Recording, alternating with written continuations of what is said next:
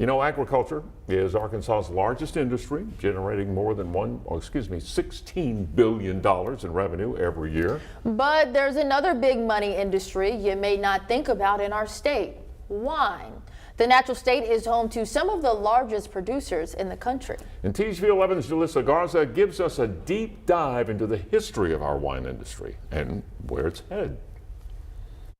While Arkansas is known for its rice and soybean fields, there's another industry that continues to grow in our state: wine. Hundreds of acres set aside for grapes, many that will end up in bottles and shipped out across the country. We have a very well-established presence in the U.S. market in terms of a couple of our larger producers in the state. 21 wineries dotting much of the state, some that have been doing it for generations, like Post Winery in Altus. The Post family came to America in 1872 and planted its first vineyards in Altus in 1880. Tina Post has gotten to see firsthand just how much the winemaking process and their family business has evolved during that time. Today, they produce about 250,000 gallons of wine a year. We had just a little bottling line, and we were putting stamps, tax stamps on the bottle to, our line expanded and mostly automated. We've gone from having just barrels to stainless steel. The only time we use wood is when we want to use wood to finish something a little differently. A rich history that Renee Threlfall with the University of Arkansas has been studying for decades. She says constant evolution is key, but not just in how the wine is made. More acceptability to newer technologies.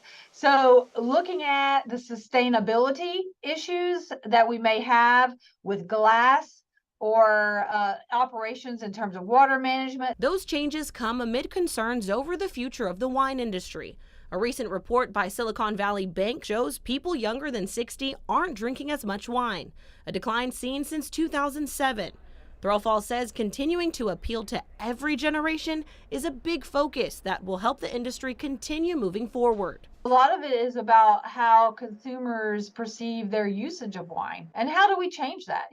How do we learn more about that? Focusing on what people want is something Post Winery has tapped into over the last few years. Another thing we see with the young people, they're coming here to celebrate occasions. Keeping an eye on what's popular has helped contribute to their growth. See where the market's going, what's kind of trending, and see if there's a place you can jump in. That includes going beyond just what they're bottling, turning their winery into a whole experience itself. Farm to table, that this is our slow food. We make it fresh. We bake our sourdough bread every day. We make everything from scratch. An adapting business that generated close to $1 billion last year and drew in more than 29,000 tourists.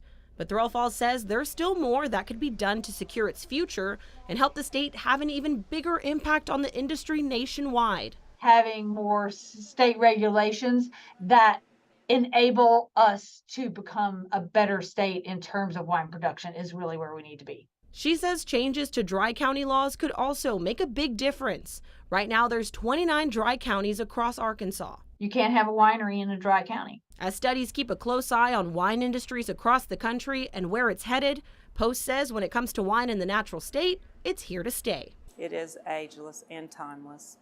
It's not going away. In Altus, Julissa Garza, THV 11 News.